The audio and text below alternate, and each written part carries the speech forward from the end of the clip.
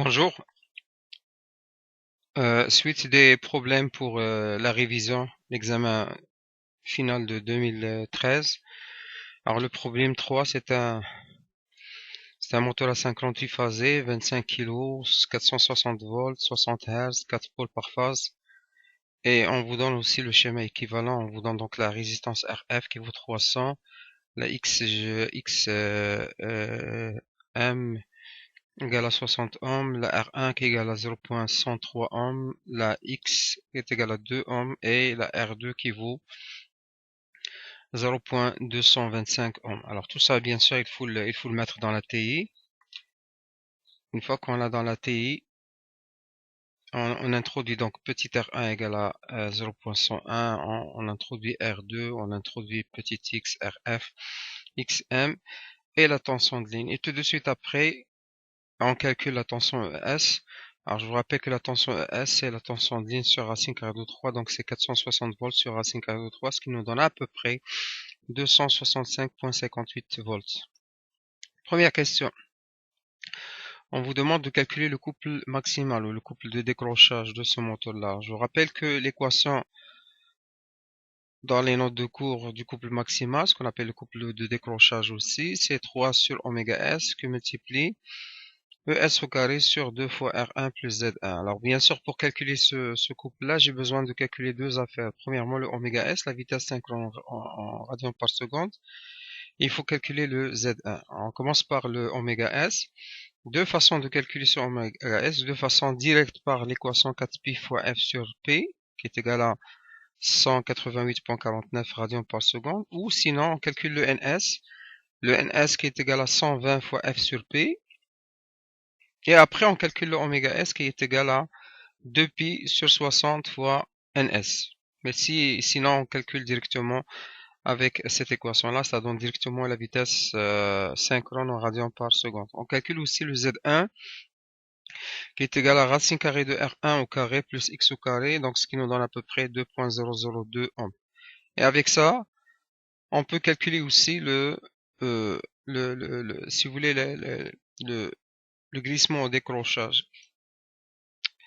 Pourquoi on a besoin de calculer le glissement de décrochage, même si on n'en a pas besoin tout de suite pour calculer le couple de décrochage, mais parce qu'on a besoin aussi de calculer la vitesse, si on a besoin d'avoir une idée sur la vitesse au décrochage. Donc pourquoi utiliser cette équation-là, qui est Z1 sur R2 sur SD? Ben, c'est tout simplement pour calculer le SD ici, qui vaut R2 sur Z1. Donc ça donne à peu près 11%, 11.23% pour être exact.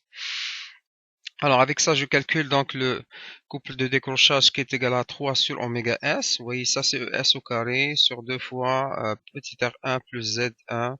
Ça nous donne à peu près un couple de décrochage de 266.56 Nm.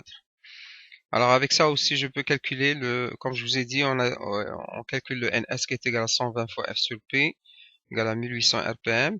Et avec cette équation-là qui permet de calculer en tout temps la vitesse du moteur en fonction de la vitesse synchrone et du glissement.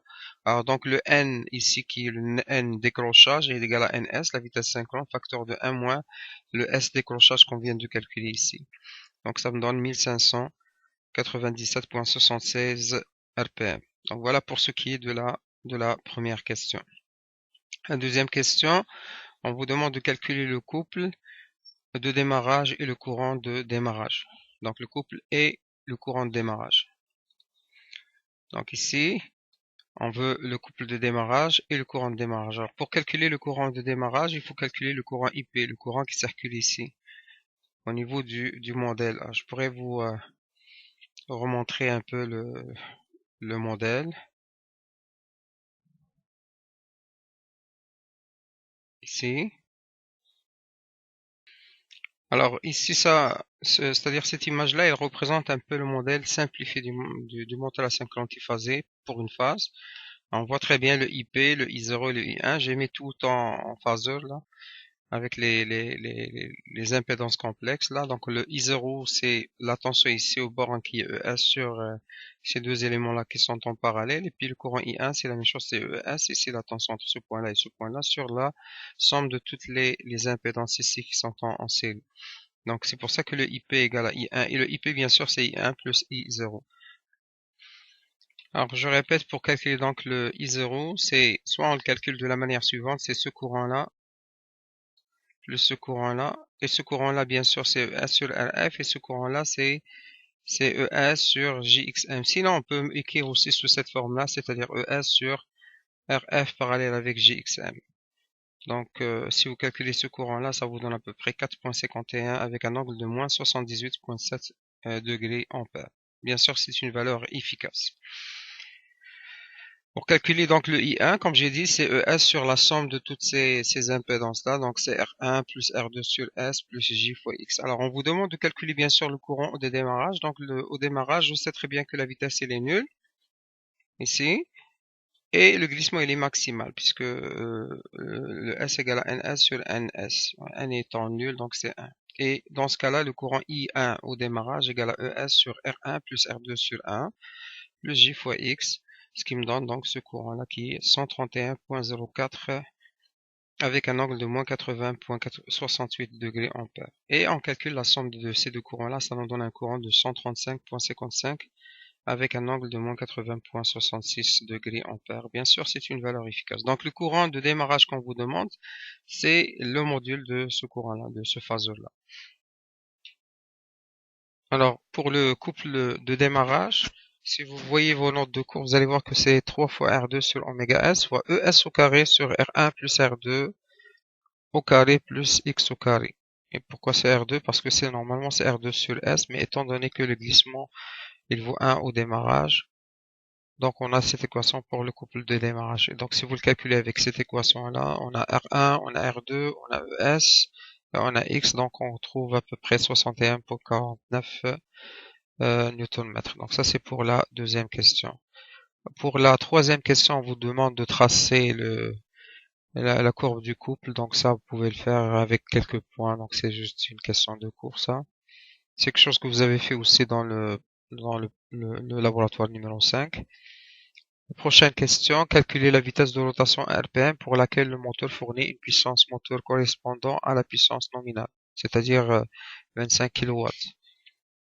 Cette vitesse doit être entre la vitesse de décrochage et la vitesse synchrone. Donc ça, c'est une caractéristique bien sûr du point de fonctionnement, puisque le moteur, lorsqu'il fournit sa puissance nominale, il tourne à vitesse nominale. Et la vitesse nominale, elle est légèrement inférieure à la vitesse synchrone qui vaut ici 1800 RPM. Donc la vitesse, elle doit être légèrement inférieure à 1800 RPM. En tout cas, entre la vitesse de décrochage qui vaut à peu près 1600 et 1800. Alors allons-y donc pour cette question-là, la question D. Alors l'équation qu'on a, c'est la puissance mécanique. La puissance mécanique, si vous regardez vos slides, surtout le slide 33 de vos notes de cours, ça vous donne 3 fois R2, facteur de 1 sur 1 moins S, sur S fois ES au carré sur R1 plus R2 sur S au carré plus X au carré. Et je veux que ça soit égal à 25 kW. Alors bien sûr, si vous prenez cette équation-là et vous mettez toutes les valeurs et vous mettez un solve, il va vous donner deux solutions. Alors une première solution pour un glissement qui vaut à peu près 3% et un glissement qui est à peu près 28%. Bien sûr, on rejette cette solution-là parce qu'on vient de le dire dans l'énoncé, la vitesse. Donc, la vitesse elle doit être légèrement inférieure à 1800, entre 1600 et 1800. Or, on a déjà calculé le glissement au déclenchage qui valait à peu près 11%, alors qu'ici c'est 28%, donc on est vraiment très très bas. Donc, si on utilise cette solution-là, la vitesse elle va être encore inférieure à 1600, ce qui correspond pas bien sûr au fonctionnement nominal. Donc, c'est pour ça qu'on va opter beaucoup plus pour cette solution qui vaut à peu près 0.0301. Et avec ça, on calcule la vitesse. Alors, puisque la vitesse, c'est NS, facteur de 1 moins S, donc 1800 c'est NS, et le glissement c'est 3% à peu près, donc ça donne 1745,75 RPM. Donc ça c'est pour la question D. Pour la toute dernière question pour ce problème-là, on vous demande de calculer le rendement. Alors, considérant que les pertes mécaniques à cette vitesse est de 300 à 300 watts, quel est alors le rendement du moteur, le courant de ligne et son facteur de puissance tel que vu par l'alimentation? En fait, il y a trois questions, le calcul du rendement, calcul du courant de ligne et calcul du facteur de puissance. Mais vous allez voir qu'il y a plusieurs façons de traiter cette dernière question. D'ailleurs, je vais vous montrer les deux, au moins deux. Alors, la première question, on vous demande de calculer le rendement. Le rendement, c'est la puissance de sortie, donc c'est la puissance utile, sur la puissance d'entrée qui est la puissance électrique.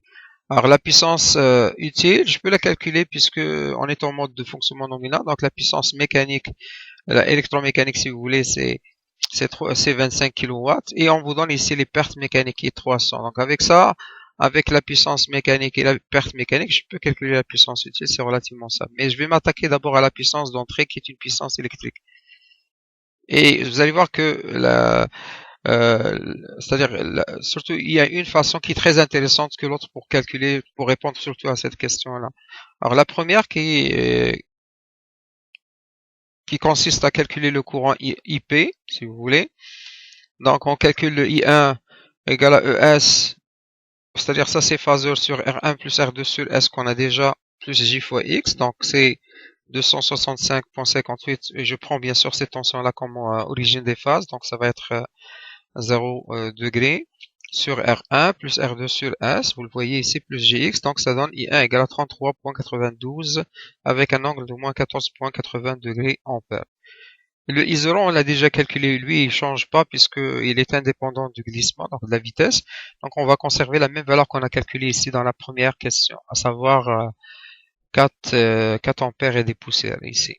Vous voyez ici, on a déjà calculé le courant IP ici, dans cette question-là, le courant I0, pardon. Le courant I0 égale à 4,51 avec un angle de moins 78 degrés. Donc, on va le conserver pour la dernière question parce que de toute façon, le I0 ne dépend pas de la vitesse.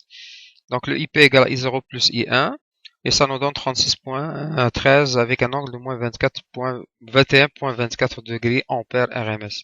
Alors, si vous voulez calculer le facteur de puissance, définition du facteur de puissance, c'est le cosinus de l'angle entre la tension, ici qui est à 0 degré, et l'angle du courant qui est à moins 21. Donc, normalement, c'est cosinus de moins 21,24. Cosinus, c'est une fonction paire, donc ça dérange pas avec même s'il y a un petit moins ici, c'est 93,2%.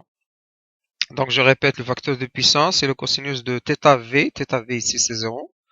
Et θi, c'est moins 21. Donc, normalement, c'est 0 moins 21,24 degrés. Ça donne 93,2%.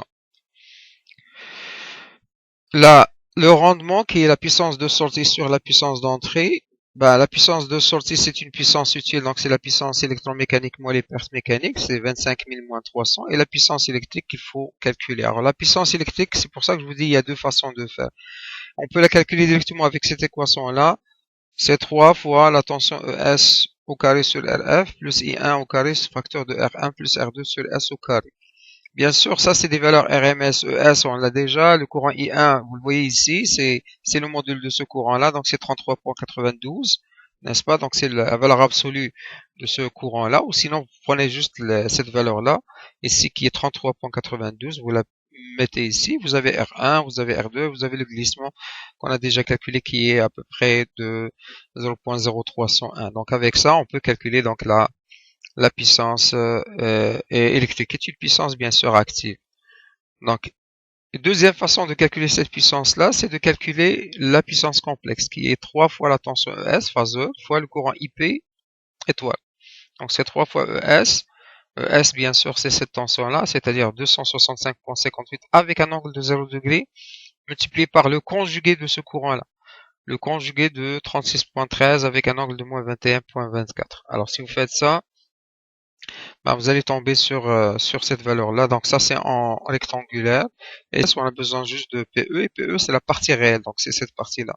La partie réelle de S qui est égale à 26,837,8 watts. Donc c'est la même valeur ici. Et avec ça, je peux calculer le rendement qui est à 92,03 degrés.